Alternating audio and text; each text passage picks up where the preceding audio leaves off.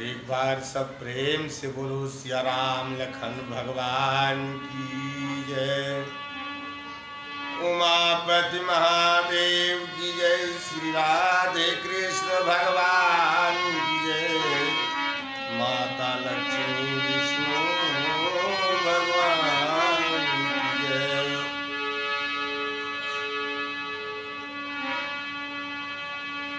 देखिए, आप लोगों तक हमारा जो भी शब्द पहुँचे इसे सुन के अनसुना नहीं कीजिएगा।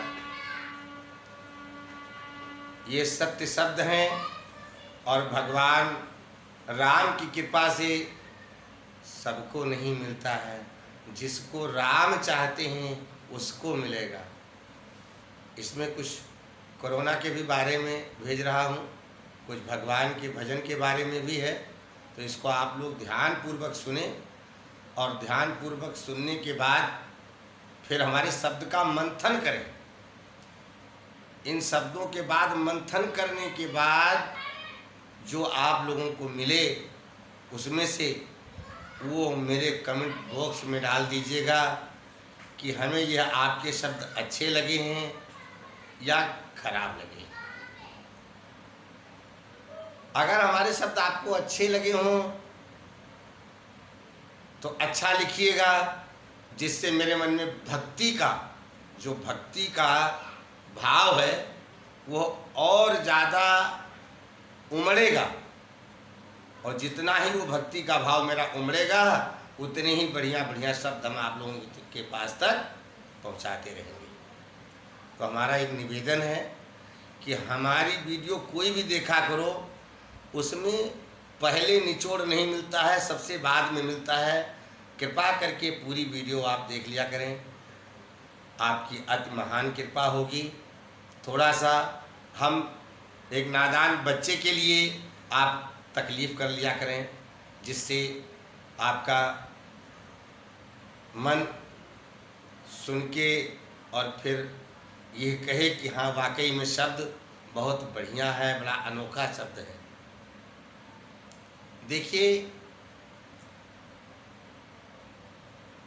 जो ये भक्ति है, ये भक्ति निरस होती है, इसमें कोई रस नहीं होता। भक्ति करने वाले के अंदर कोई रस नहीं होता, निरस होता है उसका शरीर। जैसे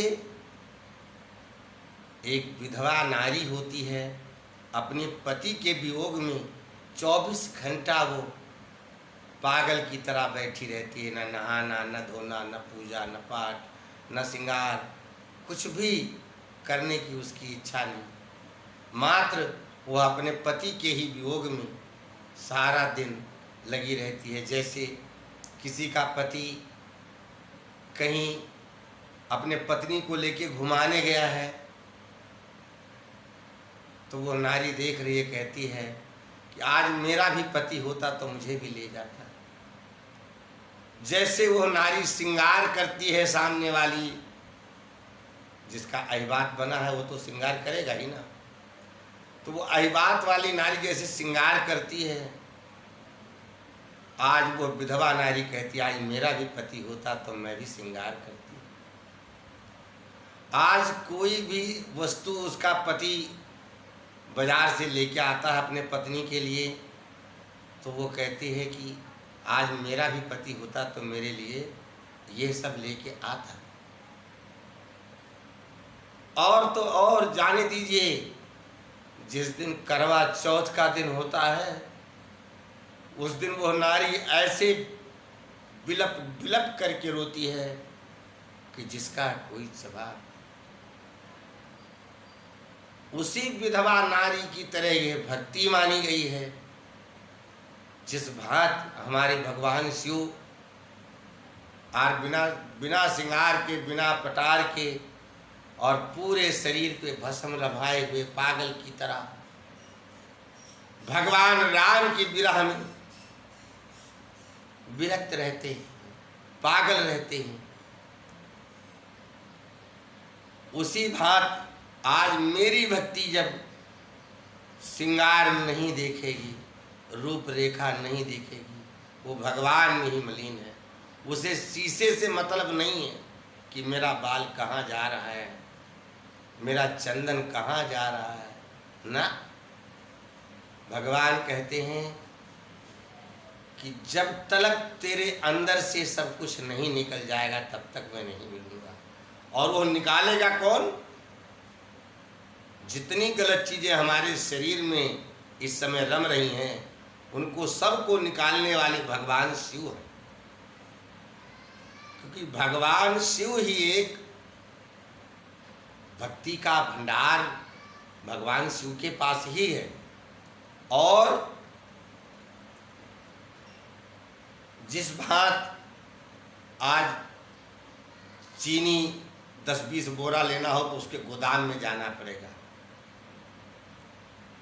चावल लेना हो तो उसके गोदाम में जाना पड़ेगा। उसी भांति अगर भक्ति लेनी है तो भगवान शिव के पास सबसे पहले चलना पड़ेगा। प्रथम भगवान सूर्य को जल और उनको नमस्कार। दूसरा भगवान शिव को जो कुछ हो सकता है श्रद्धा भाव अपने वो अर्पित करके और भगवान शिव की आराधना करो। जब भगवान शिव खुश हो जाएंगे, तुमसे निहाल हो जाएंगे, तो जिससे आप मिलने निकले हो भगवान राम से, वो भगवान शिव तब फट से वो गेट खोल देंगे और बता देंगे बेटा तेरे प्रभु राम वो बैठे हैं। तो इसलिए सबसे पहले प्रथम भगवान शिव का स्मरण करो कि जिससे हमें भक्ति में हमारा मन लगे।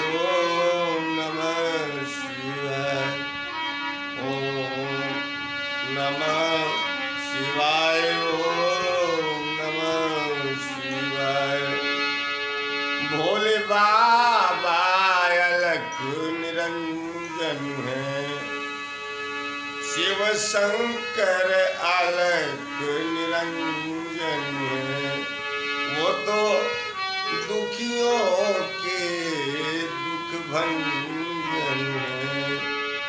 ओम नमः शिवाय, ओम नमः शिवाय, ओम नमः शिवाय, ओम नमः शिवाय। शिव शंकर भोले भाले हैं, शिव शंकर भोले भाले हैं, अपने भक्तों के सदा रखवाले हैं। ओम नमः शिवाय, ओम नमः शिवाय, ओम नमः शिवाय, ओम नमः शिवाय। देखिए भगवान शिव से मिलने का मार्ग अभी ये आपकी चौथी सीढ़ी है, 3 सीढ़ियां आपकी नीचे हैं। प्रथम सो के उठो, माता धरती को प्रणाम करो कि हे माँ अब हम तेरे आंचल में सारा दिन खेलेंगे, कूदेंगे, घूमेंगे, गाएंगे, बजाएंगे, नाचेंगे। आपके गोद में ही हम अपना जो भी मैला है, टट्टी पेशाब, वो सब आपके गोद में ही जाएगा माँ, तो मेरी गलतियों को क्षमा करना और मेरी रक्षा करना। दूसरी माँ जिसने तुमको जन्म दिया, जिसने 9 मास तुम्हें अपने गर्भ में रखा। आज बच्चा लोग बोलता है कि हे माँ, जो धार्मिक है, जो माता पिता की वचनों का पालन करने वाला है, वो बोलता है कि हे माँ, मुझे कोई ज्ञान ऐसा बता दो कि जिससे मैं आपसे उद्धार हो जाऊं, क्योंकि आपने मेरे लिए बड़ा कष्ट सहा है, बहुत दुख सहा है। तो माँ कहती है, सुनो बेटा, माँ और बेटे में बड़ा फर्क है। आप कितने भी बड़े हो जाओ फिर भी मेरे बेटे ही कहलाओ। तो बेटा, जो भार, जो दुख माँ सह सकती है, वो बच्चा कभी नहीं सह सकता। जो दुख भार पिता सह सकता है, वो बच्चा कभी नहीं सह सकता। इसलिए हे बेटा, मैंने 9 मास तो तुम्हें गर्भ में जरूर रखा, और मैंने बड़ा दुख दर्द पीड़ा भी सहा आपकी वजह से। और अगर आप मेरे से उद्धार होना चाहते हो, तरना चाहते हो, तो बेटा एक ही उपाय है कि हमने आपको 9 मास अपने गर्भ में रखा। अब आप एक काम करो, 1 मास के बदले और 1 दिन ले लो, तो 9 मास के बदले 9 दिन हो गया। तो जो 9 दिन का नवरात्र का व्रत आता है।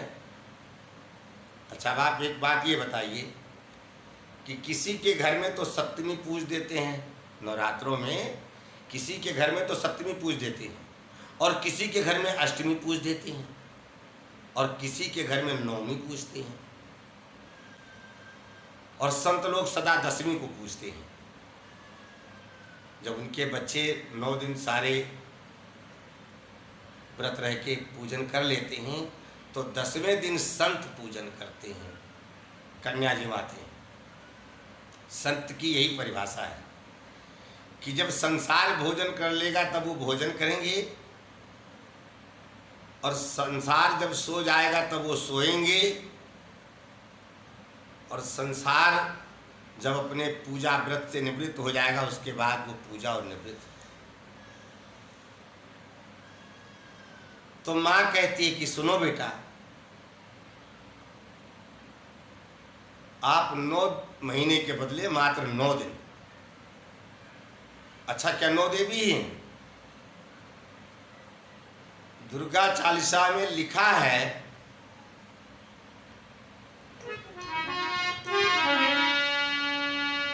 नाम अनंत तुम्हार भवानी, और वरनहि कीनी मानुष अज्ञानी।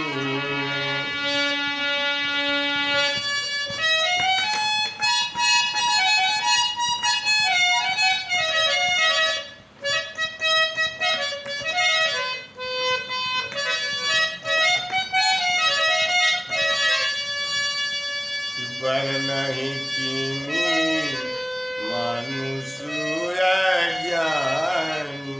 हे माँ, आपके तो नाम अनंत है, तो हम मनुष्य होकर के आपके नाम का वितरण नहीं कर सकते, हम आपके नामों की गिनती नहीं कर सकते। इसलिए माँ तो वही है जिसको हमने देखा, जिस माँ को हमने देखा है, उस माँ को उसी माँ के रूप में मानकर और 9 दिन का व्रत रह जाना बेटा, तो मैं तुम्हें उद्धार कर दूंगी। आज ये भी एक बात आप लोगों को मिल गई कि जो नवरात्र का व्रत है मेन अपनी माँ के लिए व्रत है, जिस माँ ने मुझे पैदा किया है, जिस माँ ने इतने दुख सहे हैं, जिस माँ ने इतने दुख के साथ मुझे पाला पोसा है, गीले में खुद सोया है, सूखे में मुझे सुलाया है, खुद तो रो लिया है लेकिन मुझे हंसाया है, और खुद भूखी रह ली है लेकिन अपने स्तन का दूध पिला के मुझे और जिलाया है। मैं उस माँ को बार बार नमन करता हूँ। जो माता पिता को अपने भगवान मान लेता है उसे भगवान से वो मिलने में देर नहीं लगती। इसलिए आज हम और कोई बात नहीं कह रहे हैं, हम तो एक बात ये कह रहे हैं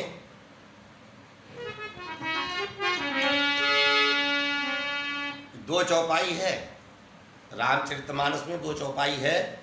जिस चौपाई को आप सुनिए और उसमें भी खोज लीजिएगा, मिल जाएगा आपको कि पुण्य पूंजी बिन मिलै न संता। जब तक पुण्य का प्रताप नहीं होता तब तक संत नहीं मिल सकते।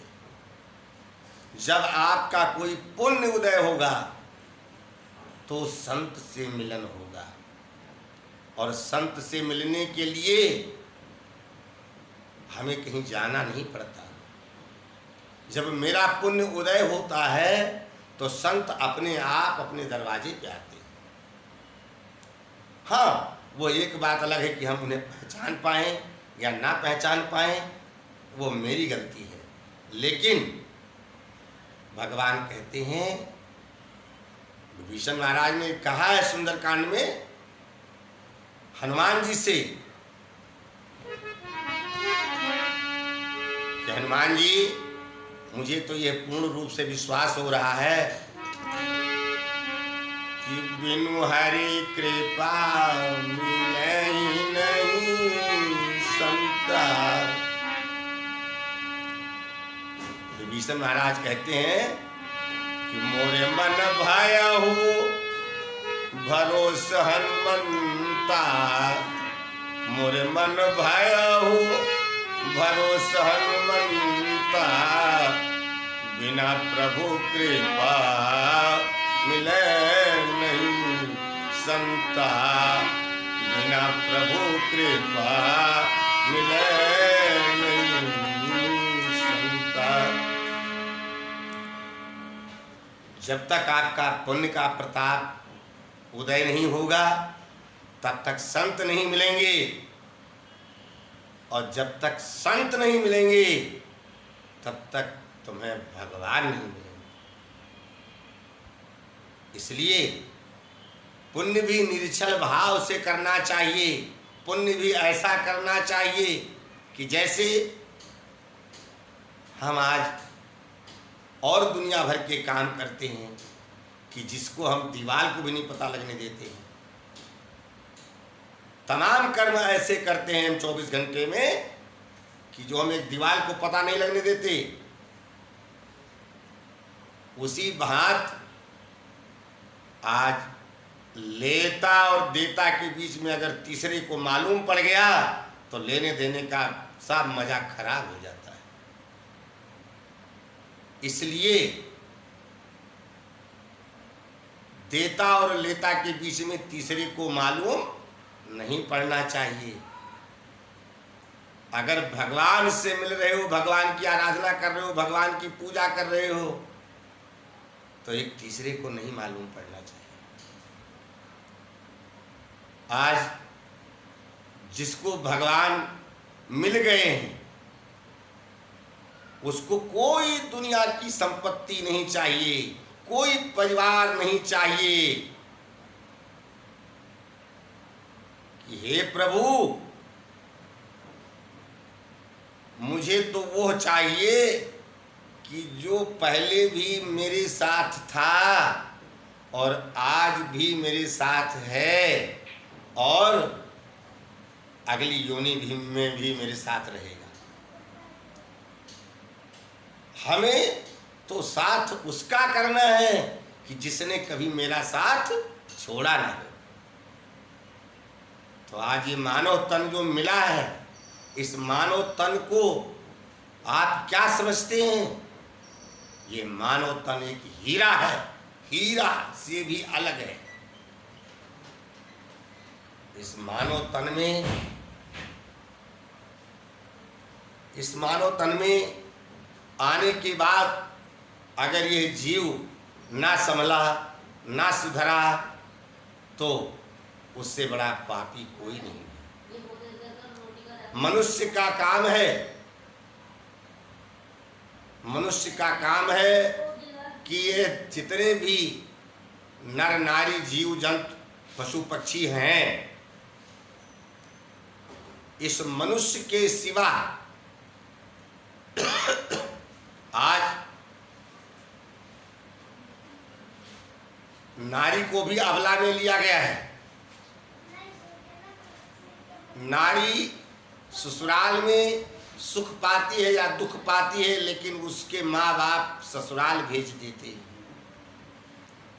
जरूरी नहीं कि वहाँ सुख हो, जो आपके यहाँ सुख लिया वो वहाँ भी सुख मिल जाए, क्योंकि माँ बाप के पास जो सुख मिलता है वो सुख तो संसार में कोई देने वाला है ही नहीं।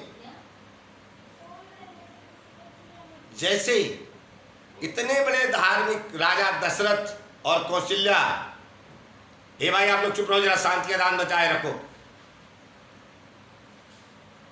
जैसे राजा दशरथ और कौशल्या, राजा जनक और माता सुनैना,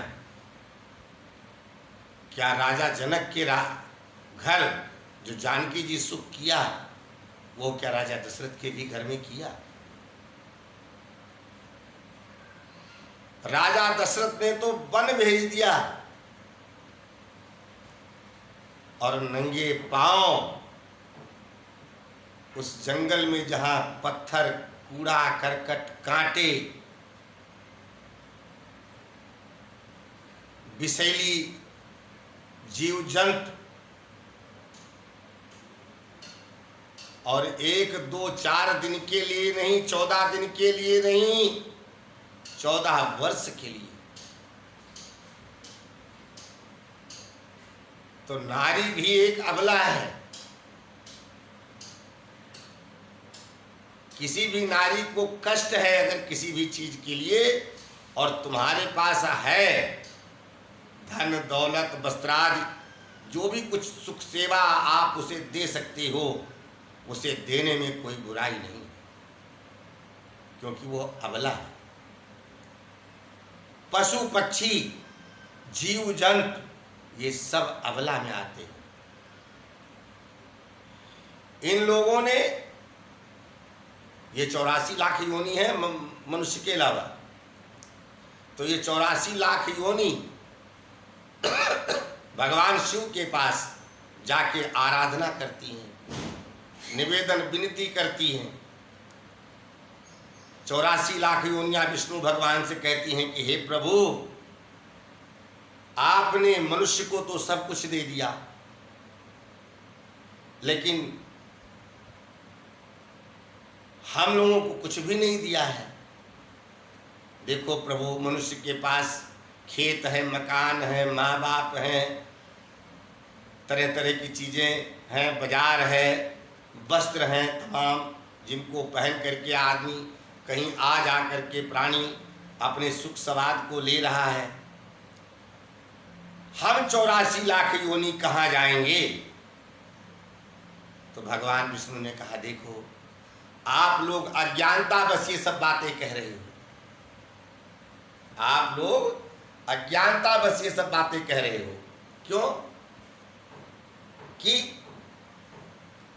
तुम 84 लाख योनि को तो कुछ करना ही नहीं है।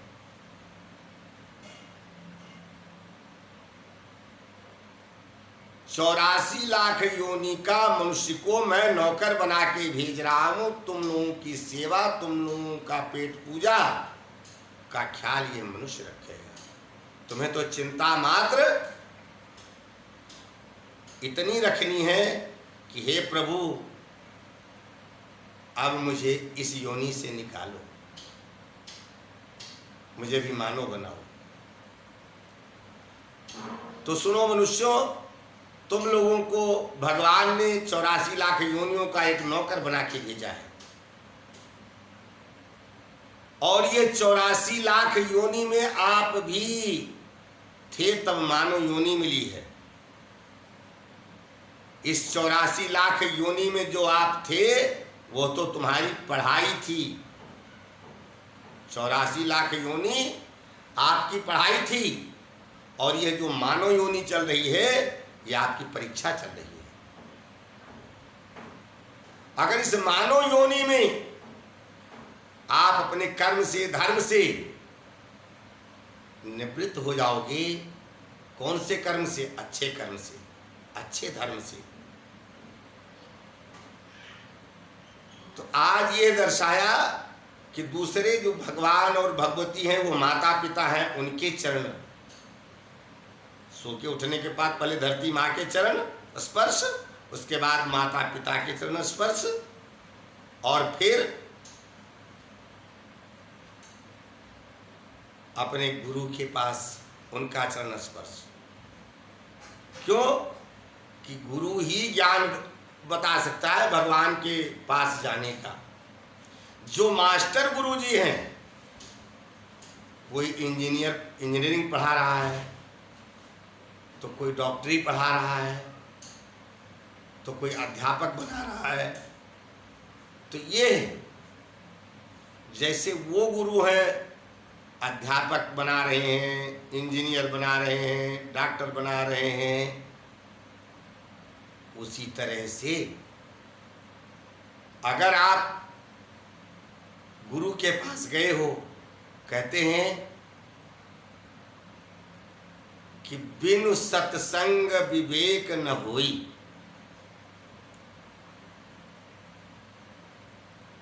ज्ञान बहुत कुछ है, लेकिन प्रभु से मिलने के लिए, अगर आप प्रभु से मिलना चाहते हो तो आपको सत्संग में जाना पड़ेगा, आपको संत का संग करना पड़ेगा। तो देखिए, हमारा कहना यह है कि ये जो नकलिया दिख रहा है, ये नकलिया ना तुम्हारे साथ जाएगा और ना तुम इसके साथ रह पाओगे। या तो तुम पहले चले जाओगे इस नकलिया को छोड़ के, या ये नकलिया तुम्हें पहले छोड़ देगा। तो असलिया को पाने के लिए गुरु के पास जाना चाहिए।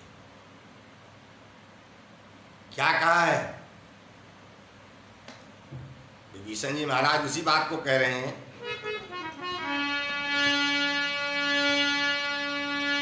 कि मोरे मन भयहु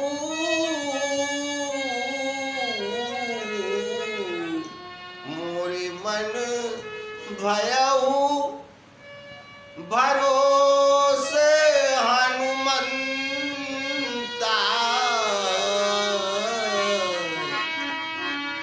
बिनु प्रभु कृपा कि बिनु प्रभु कृपा मिलहि नहीं संता।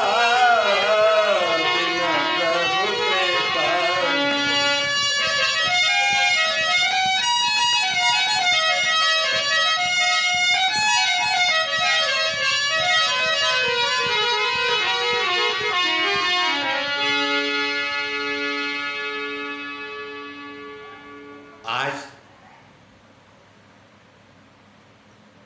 अगर हमारे संसार में संत ढूंढने लग जाओ तो संत कोटि कोटि अपारा संत नहीं मिलेंगे। कहीं लाखों करोड़ों में कोई एक संत होगा जो सत्य के मार्ग पे चलता होगा, बाकी सारे असंत होंगे। तो जिसको असंत मिले हैं उसे असंत का ज्ञान होगा, जिसे संत मिले हैं उसे संत का उस सत्य ज्ञान होगा। तो अगर आज ये सत्य ज्ञान हमारे प्राइम मिनिस्टर को होता कि जो प्राइम मिनिस्टर को भगवान ने अपना ही रूप दे करके और उसे प्रधानमंत्री का पद दिया है। अब वो अपने शरीर की, अपने मन की, अपने कर्म की कमाई को ध्यान करे ना करे कि हाँ वाकई में मैंने कोई बहुत अच्छा कर्म किया था, कोई अच्छा पुण्य मेरा आज उदय हुआ है, तो आज मैं पीएम बन के बैठा हूं। और पीएम का मतलब है कि एक भगवान मानव योनि में हमें दिख रहा है। आज वो पीएम जो भगवान राम कर्म कर रहे हैं, आज उस पीएम को वही कर्म करना चाहिए कि हे परमात्मा,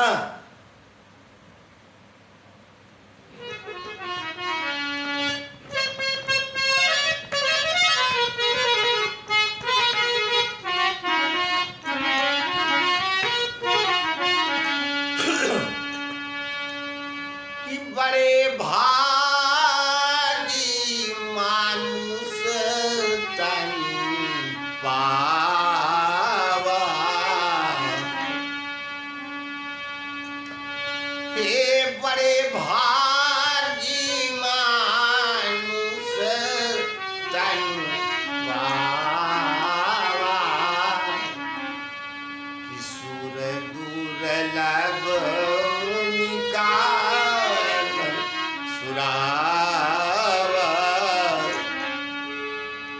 हे परमात्मा,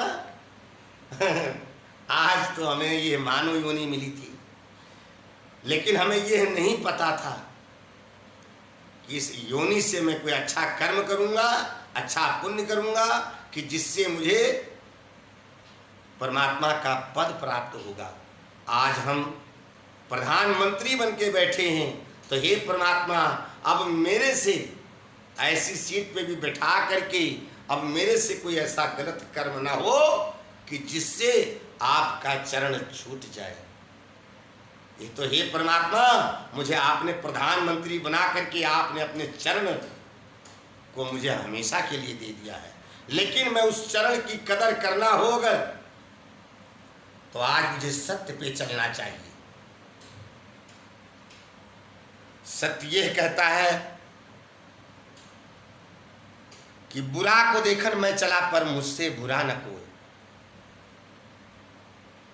कभी भी किसी की बुराई को न देखना चाहिए और ना ही धारण करना चाहिए।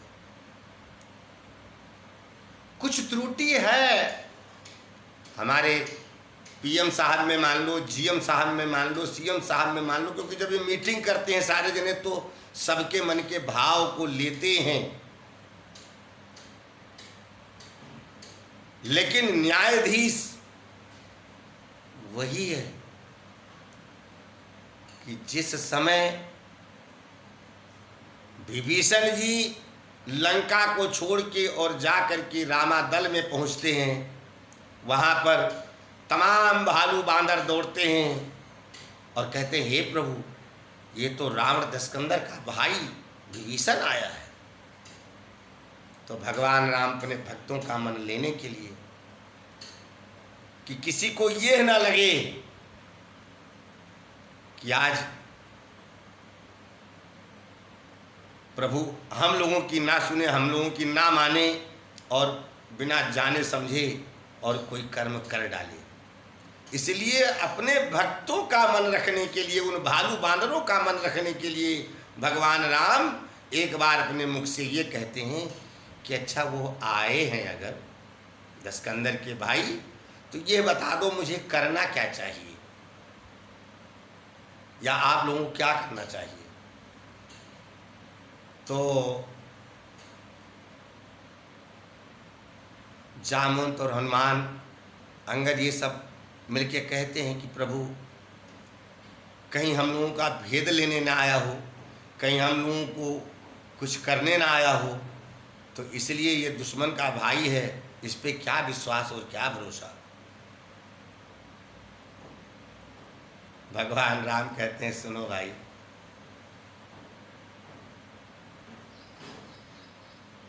जिसके अंदर छल कपट चतुराई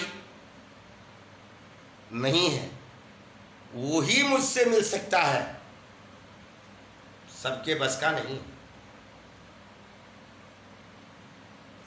और अगर वो मिलने आए हैं तो हमारा धर्म है, वो हमारे अतिथि बनकर आए हैं, वो क्या करेंगे उससे मेरा मतलब नहीं है। तो मेरा धर्म ये कहता है कि उन्हें बड़े प्यार पूर्वक और यहाँ तक ले आओ आनंद के साथ। अगर उनके अंदर कोई कपट भी होगा तो इसके लिए अपने लक्ष्मण ही बहुत हैं।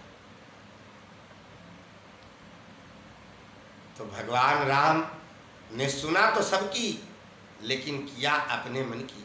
उसी भांति आज हमारे पीएम साहब को चाहिए था कि सुने तो सबकी, लेकिन सबकी सुनने के बाद में उसमें सत्य और सत्य निकाल करके छानबीन करके फिर अगला कदम इन्हें बढ़ाना चाहिए। तो मैं इस देश दुनिया संसार से ये जो कोरोना की महामारी बीमारी कोरोना आई है, ये क्या है? ये हमारे और आपका बनाया हुआ है? नहीं, ये हमारी सबसे बड़ी भूल है। क्या ये चीन और जापान और अमेरिका और पाकिस्तान ने बना के भेजा है? क्या ये मलेशिया और हिंदुस्तान ने बना के भेजा है? क्या कहा है?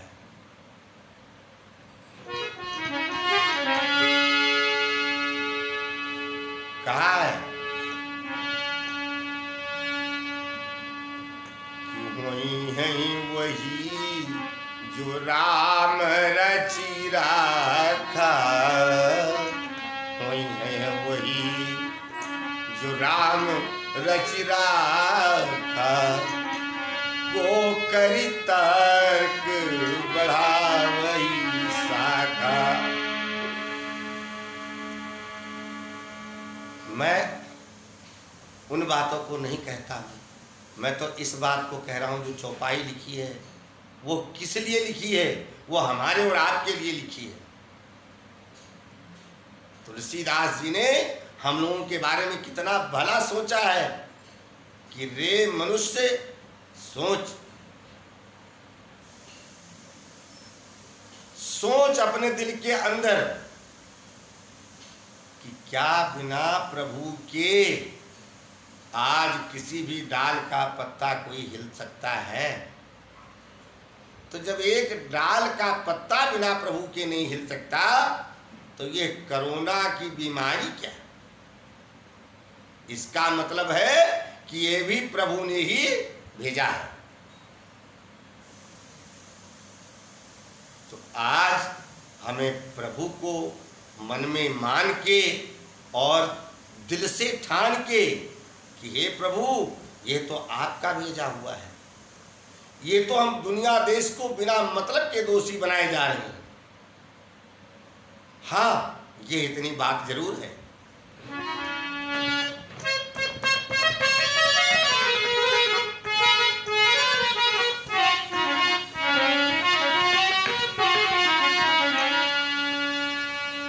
कि कर्म प्रधान विसुरजी राखा, और जो जैसु कीन सो तस फल चाखा।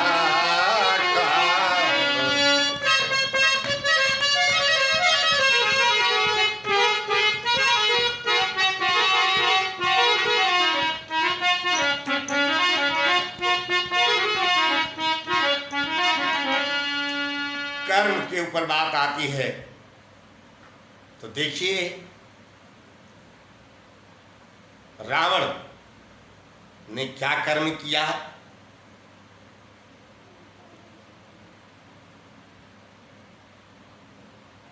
विभीषण के पास वही हनुमान जी मिलते हैं तो हनुमान जी से कैसा व्यवहार है, और वही हनुमान जी रावण से मिलते हैं तो उनके साथ क्या व्यवहार है। दोनों भाई हैं और हनुमान अकेले हैं दोनों तरफ।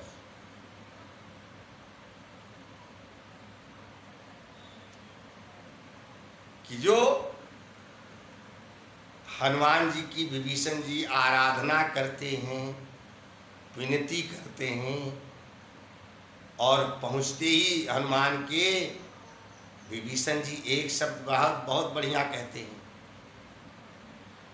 कि हे भैया हनुमान, आप तो 24 घंटा हर पल प्रभु के पास ही रहते हो और मैं यहाँ रहता हूँ, तो भला ये बताओ प्रभु कभी हमारी भी याद करते हैं, हमारी भी कभी कोई चर्चा होती है? तो हनुमान जी कहते हैं अरे भाई सुनो मेरी बात, अभी सब बातें चौपाई में थी तो चौपाई में कहूँगा तो बड़ा देर लगेगा। हनुमान जी कहते हैं कि सुनो, मैं जाति का बंदर हूं और पशुओं में, जीवों में मेरे से बड़ा कोई गलत कर्म करने वाला और योनि नहीं है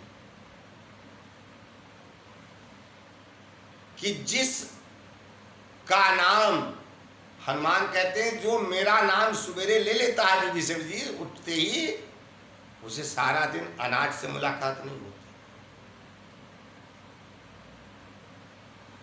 ऐसे को तो प्रभु ने अपने चरण में रखा है और आप तो 24 घंटा भगवान की भजन में ही रहते हो।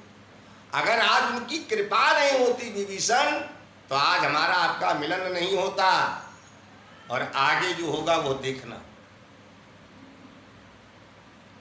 लेकिन विभीषण जी, मेरे मन में एक बहुत बड़ी लालसा और चिंता हो रही है कि मैं आया था माता जानकी से मिलने के लिए और मन बड़ा ललायित हो रहा है, तो कृपा करके मुझे माता जानकी से मिलने का मार्ग बता दीजिए। फिर विभीषण जी वहाँ समझा देते हैं और हनुमान जी जाके जानकी से मिलते हैं। ये बातें तो आगे होंगी, लेकिन हम यहाँ तक कहते हैं कि जो कर्म प्रधान है, कि आज सोने और चांदी और तांबे और लोहे से बनी हुई वो इतनी बड़ी लंका, कि जिस लंका में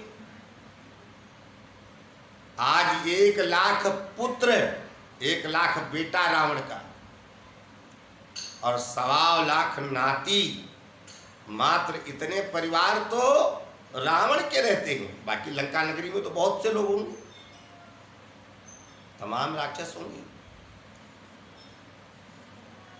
कि वह इतनी बड़ी सोने चांदी तांबा लोहे की अष्टधातु की बनी हुई लंका तो हनुमान जी ने एक पुछड़ी में कपड़ा और मिट्टी का तेल लगा के और पूरी लंका को घास और फूस की तरह खाक स्याह कर डाला। और वहीं पर विभीषण की वाकई जो घास और फूस की बनी हुई कुटिया थी, उस कुटिया पे एक अग्नि की चिंगारी नहीं पड़ी। कारण वो कर्म प्रधान, वो कर्म प्रधान है। आज हमारा कर्म ही ठीक हो। देखिए क्या कहा,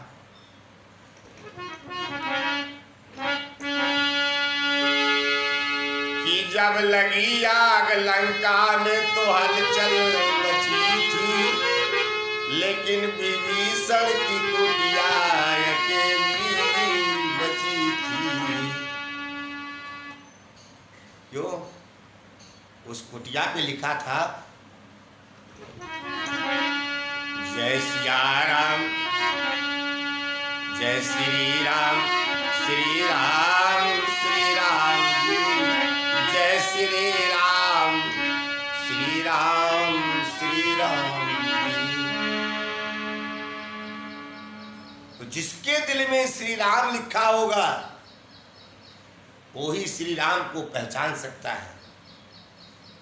आज हमारे प्राइम मिनिस्टर को चाहिए था, हमारे आज जो गृह मंत्री हैं उन्हें आज चाहिए था कि सबसे पहले मीडिया में संदेशा पहुंचा दें क्यों? इस कलयुग में किसी भी जप और तप और पूजा और व्रत और तपस्या की जरूरत नहीं है। कलयुग में गोस्वामी तुलसीदास जी ने एक चौपाई कलयुग के लिए लिख के दी है कि कलयुग केवल नाम आधारा, सुमिर सुमिरी नर उतरहि पारा। कलयुग में केवल मुझे पाने के लिए आपको जप और तप और व्रत की जरूरत नहीं है।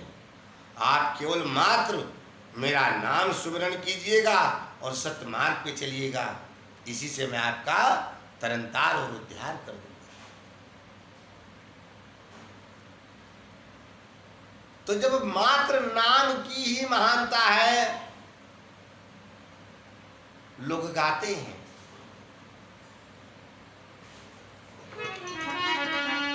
कि राम से बड़ा राम को नाम, राम से बड़ा राम को नाम। आज उनका नाम ही इतना बड़ा महान है कि जिस नाम से इस कलयुग के लोग भव सिंधु को पार कर जाते हैं, तो क्या आज उस नाम को लेने से हम कोरोना महामारी से फुर्सत नहीं पाएंगे? आज हमारे पीएम और जीएम और सीएम और डीएम सबको चाहिए था कि इस कोरोना का नाम मात्र राम रख दो, क्योंकि सारा दिन मीडिया वाले, अलग अलग मीडिया वाले सब कोरोना कोरोना कहते हैं, सबके मुख से राम राम निकलेगा। इस कोरोना का नाम राम रख दीजिए, और जब कोरोना का नाम राम रख दोगे तो ये देश संसार सब अपने मुख से ये कहेंगे कि राम इतने बढ़ गए और राम इतने घट गए और राम इतने समाप्त हो गए। तो जितनी बार हमारे मुख से कोरोना के बारे में निकलेगा तो राम नाम निकलेगा, जिस राम नाम से कलयुग के लोग भव सिंधु को पार कर जाते हैं। तो आज मैं सबसे यही विनती करूंगा कि अगर आपको ये कुछ शब्द मेरे प्रिय लगे हों तो मेरे कमेंट बॉक्स में जरूर लिखिएगा। कमेंट बॉक्स में लिखोगे तो मेरे मन में अपने भक्ति का एक हौसला का प्रकाश होगा कि जिससे हम कुछ और भी अच्छी अच्छी बातें आप तक पहुंचा पाएंगे। शेयर करें, कमेंट्स करें, लाइक करें, यह आपके ऊपर डिपेंड करता है। हाँ, अच्छी बात को जितना आप पहुंचा सकते हो उतना पहुंचा दो, लोगों तक शेयर कर दो, कि जिससे लोगों के मन में प्रकाश हो जाए कि यह कोरोना नहीं, भगवान का भेजा हुआ यमराज है। तो आज हमें भगवान की स्तुति करनी चाहिए। अगर हमारा काम प्रधानमंत्री के मिलने से होना है तो हम सीएम से मिलेंगे तो हमारा काम हो जाएगा? नहीं होगा। प्रधानमंत्री से मिलने वाला काम प्रधानमंत्री से होगा और सीएम से मिलने वाला काम सीएम से होगा। इसलिए ये संसार सारा भगवान का है, ये सुख सारा भगवान का है और ये दुख भी सारा भगवान का है। तो जिसने जैसा कर्म कर रखा है उसके पास ये कोरोना महामारी जा करके उसको अपने साथ ले जाएगी, और जिसको थोड़ा बहुत दंड देना है उसको दंड दे करके उसके पापों को ये कोरोना धोके चली जाएगी। तो आज हम सबको चाहिए, अपने गांव में होकर तो वहाँ एक कथा भागवत बिठा दो गांव वाले मिलके, और सारे जने मिलकर के भगवान की बातों को सुनो, भगवान की लीला को सुनो, भगवान की लीला को गाओ। आज हर देश में अगर कोई कॉलोनी है उसमें ब्लॉक भी होगा, तो हर ब्लॉक में एक एक कथा,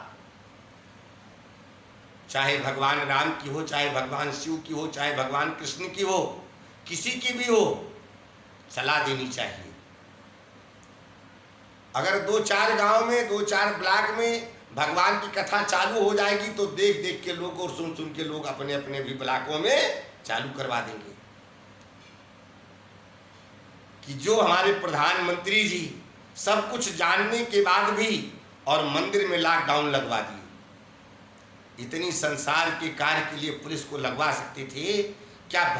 हर भगवान के मंदिर में 4-4, 10 पुलिस नहीं लगवा सकते थे कि सब डिस्टेंस वाइज जाकर के और भगवान के दर्शन करो, भगवान से आराधना करो कि हे प्रभु, इस देश की महामारी को आप ही खत्म कर सकते हो, इसको आप खत्म करो।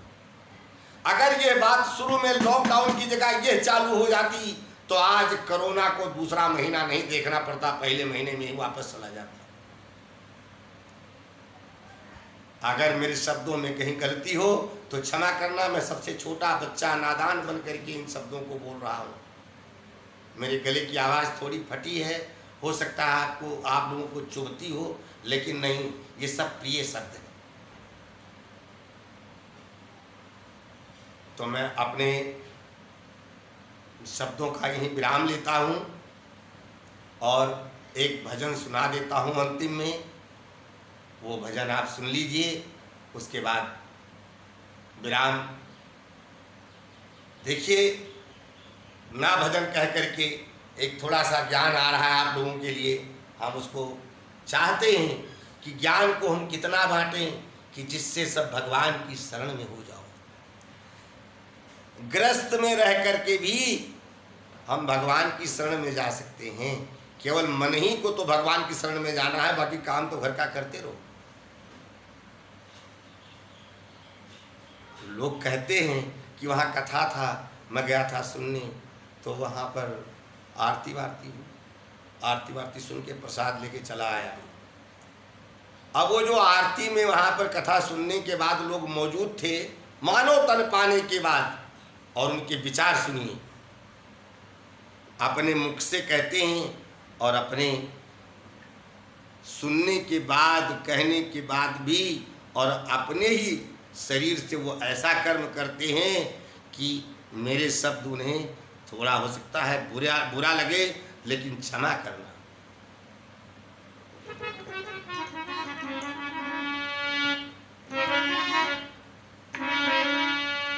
क्या कहते हैं, आरती है ना, जो आरती में ही कहते हैं कि तन मन धन सब है तेरा,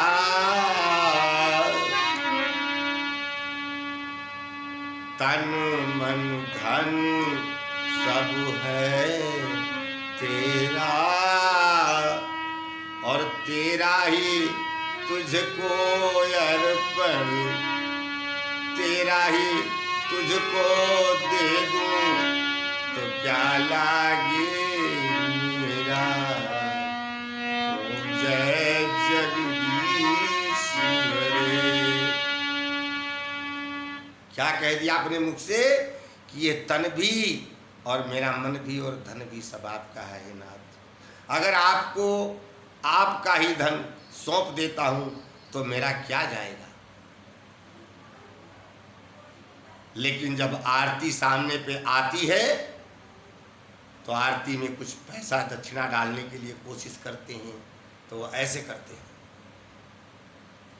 2-3 मिनट हो गया एक सज्जन को करते हुए, मैंने देखा। मैंने कहा क्या हुआ भैया, कोई खो गया कुछ क्या? बोले नहीं यार, इसी में एक 2 रुपए वाला सिक्का है और ये 10 वाला है, तो बार बार 10 वाला हाथ में आ रहा है, 2 वाला पता नहीं कहाँ है।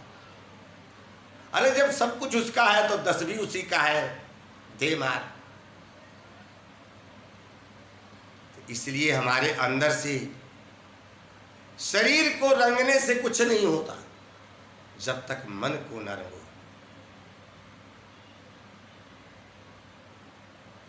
कहते हैं कि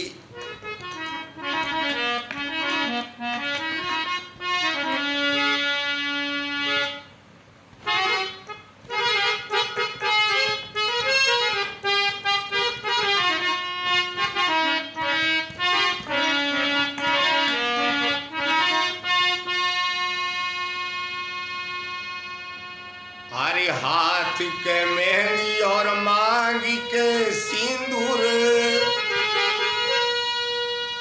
बर्बाद कजरवा होई जइहे।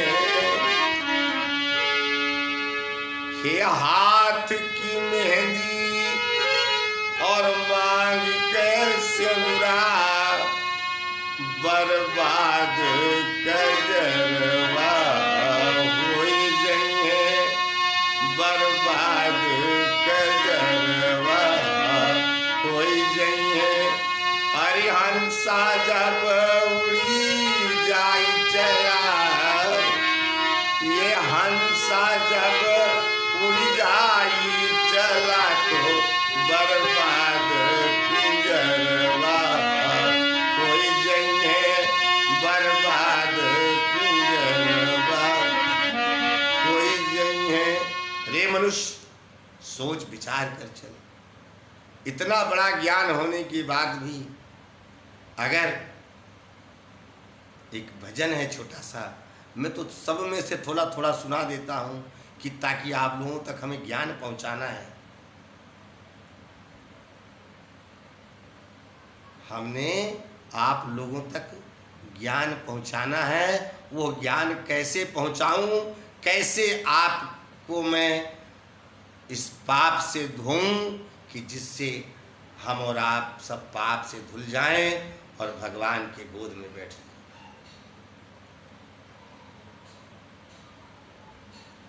तो आज जो भी कुछ हम कर रहे हैं वो सब अपने लिए ही कर रहे हैं।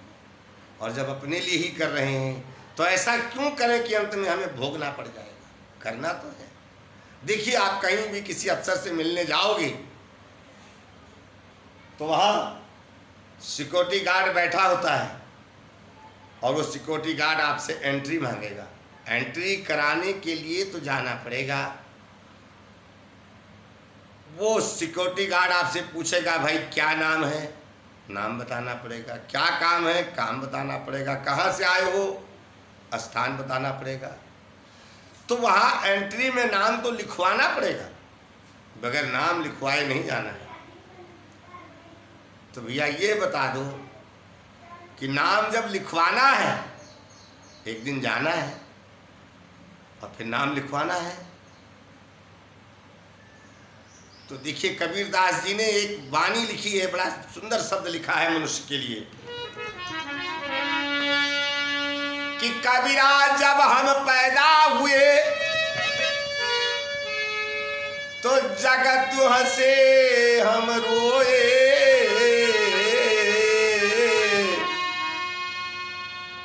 जब ये बच्चा पैदा होता है तो स्वाभाविक है उसके पैदा होते ही वो रोना चालू कर देता है। लेकिन लोग बाग के अंदर इतना हौसला हो जाता है, कोई थाली बजाता है तो कोई ढोल बजाता है तो कोई ताली बजाता है, कोई नाचता है।